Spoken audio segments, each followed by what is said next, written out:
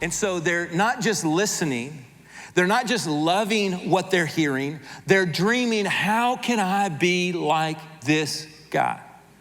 And the people are on the edge of their seats, hearing about this man who is so successful. He's got this major problem. He doesn't know what to do with his success. He comes up with the solution. They cannot hardly handle themselves with such excitement that's building up about this story. And then verse 20, Jesus says, but God. Have you ever had a but God moment?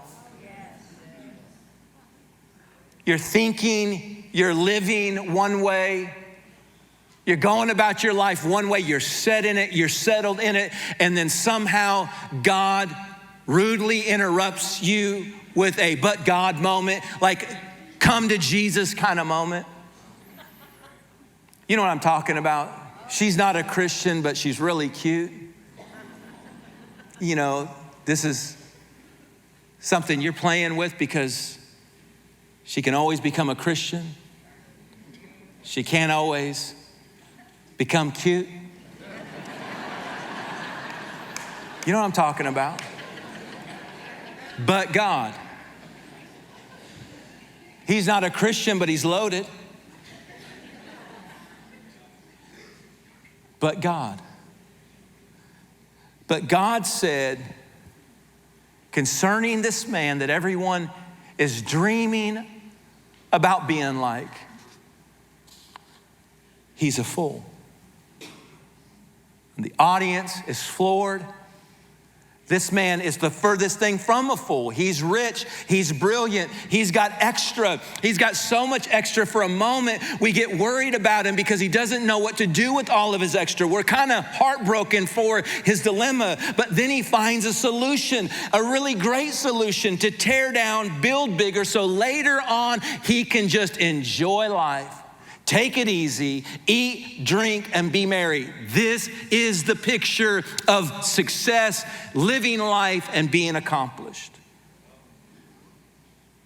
Jesus says, nah, this man's a fool. He's not a fool because he was rich. He's a fool because he doesn't know why he was rich. He's not a fool because he has extra. He's not a fool because he said, let's build some bigger barns. He's a fool because he didn't know why God had blessed him. He never discovered his why. And the Bible says this night, he comes to this moment where this night his life will be required of him. In other words, he's dying. And the bad news for this guy is he planned for everything in this life, but he didn't plan for what was after it. And so Jesus asked the question, what happens with all this man's stuff? And the answer is, someone else gets it anyway. Not because he's generous, but because he's dead.